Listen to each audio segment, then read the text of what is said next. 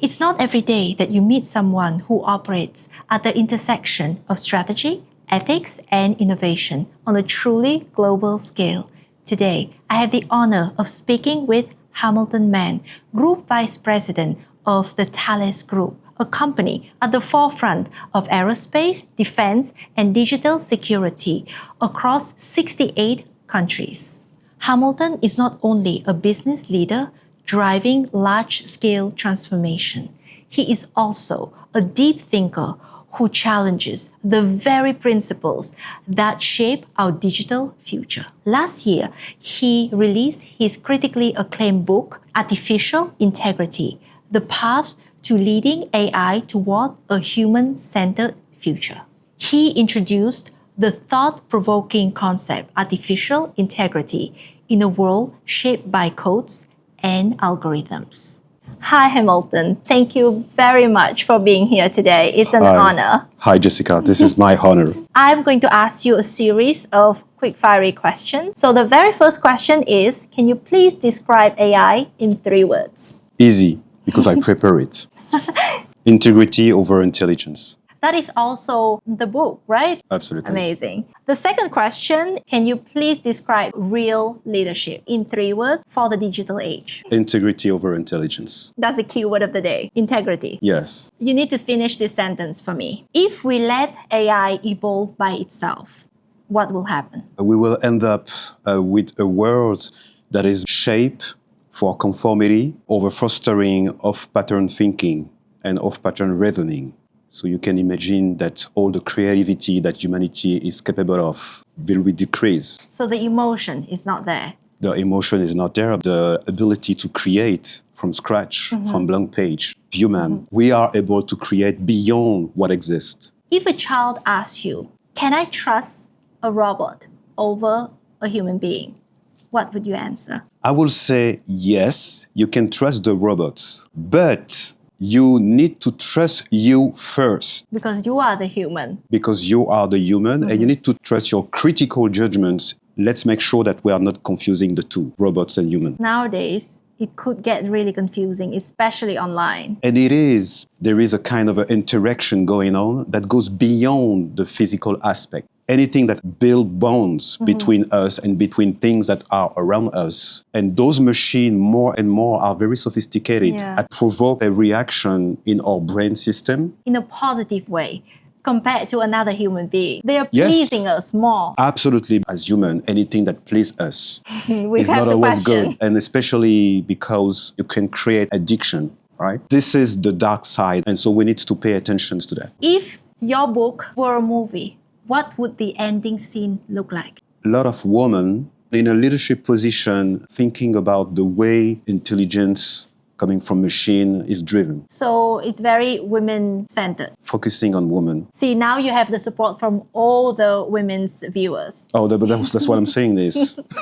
What is the one uncomfortable truth about technology that people might not dare to speak out loud? If we really want to see progress happening, especially when it comes to women's rights, we need technology developed by women too. And this is critical. When it comes to science and when it comes to medicine, a lot of things have been taught for the man body and not equally for the woman body. A lot of things that women may experience in their life are still unknown if technology is just done by men, and worse, by a certain category of man.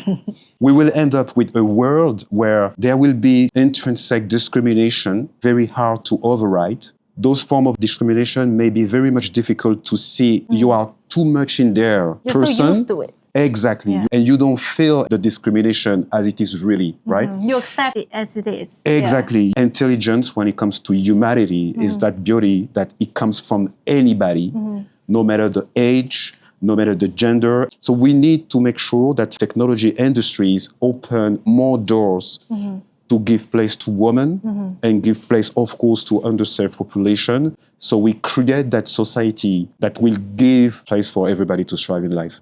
Section 2, you see, we breezed through section 1. Wow. How many sections we have? Only 4 or 5. Four or five, okay.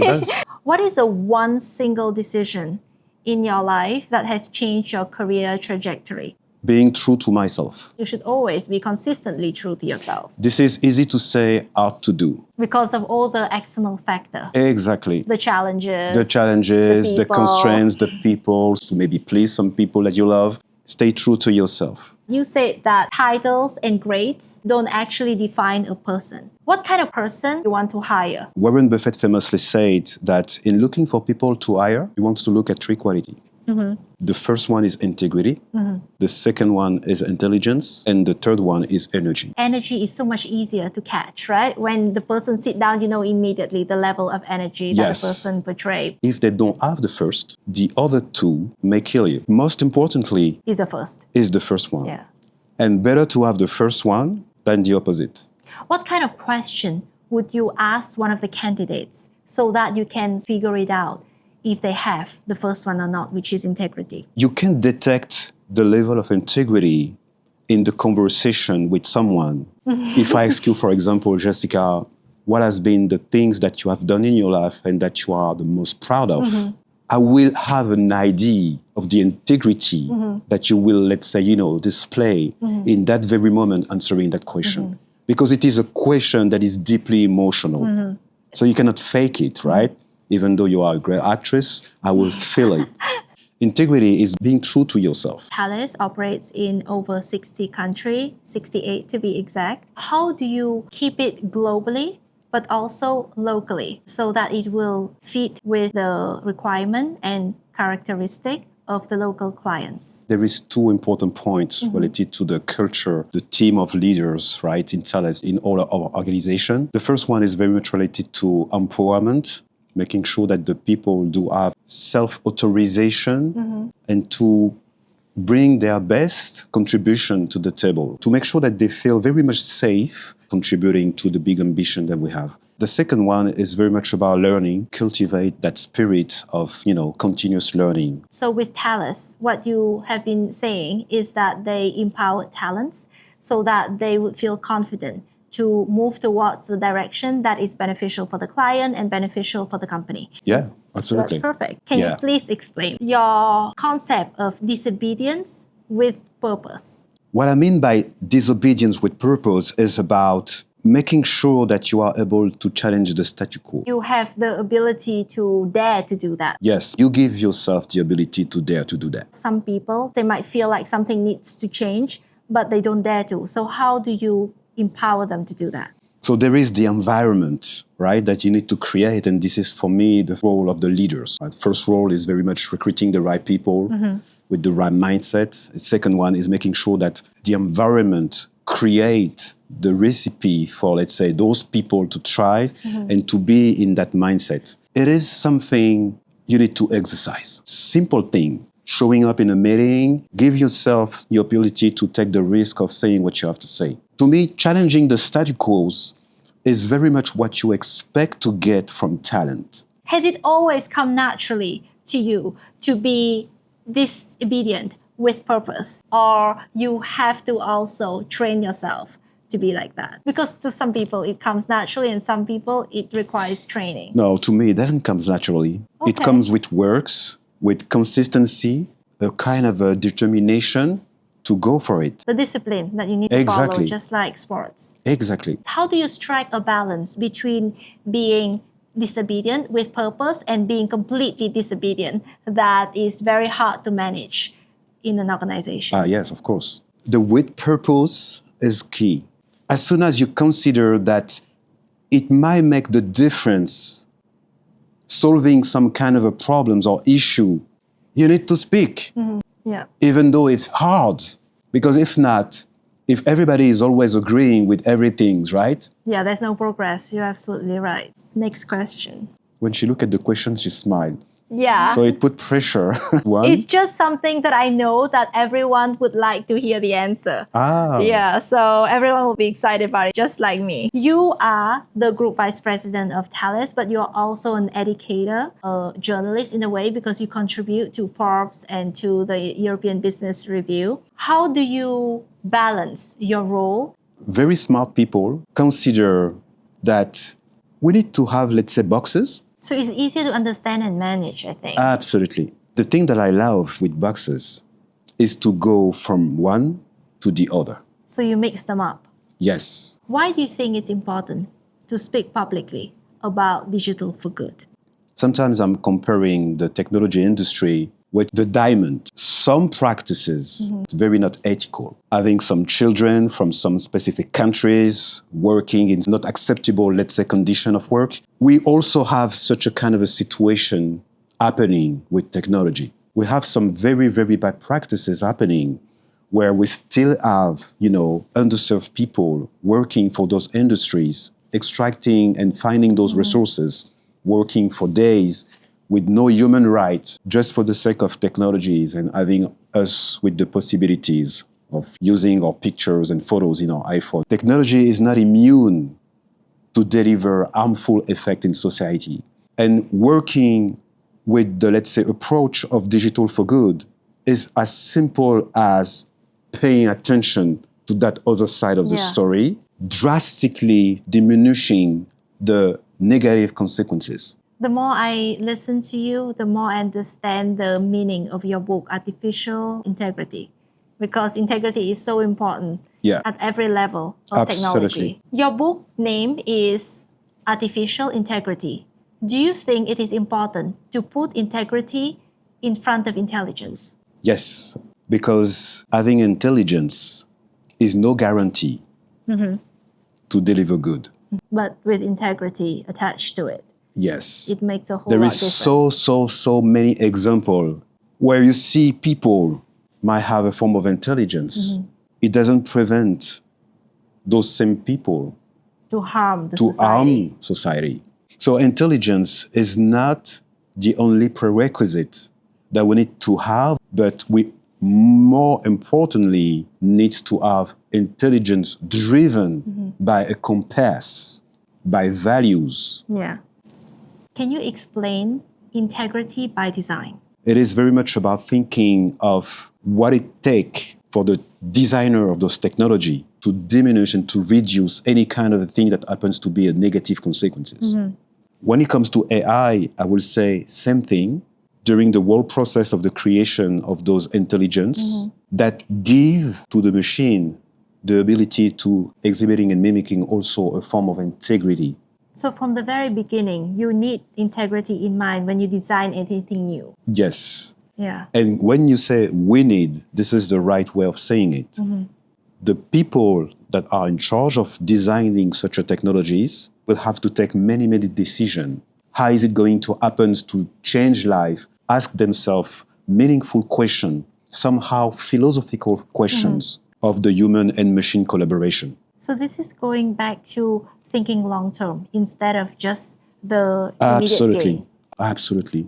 For example, the social networks that will happen to, let's say, help the people to connect each other. If you care about what is it going to be the consequences of this function, then you might not make that particular decision. Absolutely. The more the technologies are sophisticated, the more they are advanced, and especially when it comes to ingraining intelligence, and the more the responsibilities to the creators of those technologies. Yeah, so if everyone in tech has priority in integrity, then of course the world will be a better place. Much better. The next question is also the last question of this section. Of this section. How do you navigate the conversation between someone who create the technology and the policymakers that have to approve this technology? How do you explain to them that this is crucial and important for an approval? I think this is the next level of democracy. We cannot rely just on a group of people that define policy making. We all have responsibilities. The users, the technology creators and designers, the policy makers, each and every people, we have a role to play, a piece of that cake. So if everyone works together and have this responsibility for their part, we will be more people with more ability to be put at the service of building those policy making that we need. We are reaching our very final section. Wow, my favorite. And this is about your advice to the next generations of leaders in technologies and AI. Okay. When you were 25, what was the one belief that you had that you don't have anymore? One belief that I had is that some ambition was too big. Why did you, at that point, have that kind of feeling? I think because you might create a disconnect between what inspires you and what you think that you can do. And so that disconnect creates two worlds, the world of the dream and the world that you consider to be the reality. What would you have done differently so that you would be more confident in believing in yourself? Being fearless, not waiting for having all the proof points and all the clue and all the means that you consider very much necessary to go for it. Forget about the risk. You do a lot of recruitment. What qualities are you looking for in a fresh graduate who is entering the technological world? And what advice do you have for them to succeed in this very competitive industry? Personally, I'm very much keen to look at leadership, like, the abilities to build a team, to navigate uncertainties, be empathic in the way you decide and in the way you behave. So I'm looking at this. And the second point, I'm looking at how much that person is different. So unique traits. Yes. Craziness. Most people, especially in interviews, they will try to be quite controlled. Absolutely. So you need someone who dare to speak their mind and to show even their weaknesses. Absolutely. Yeah. In interviewing candidates, I always ask them, what do you think is your biggest weakness? And many people cannot find a weakness in them. But I always tell them that if you know your weakness is actually a strength, because without knowing, how can you improve yourself?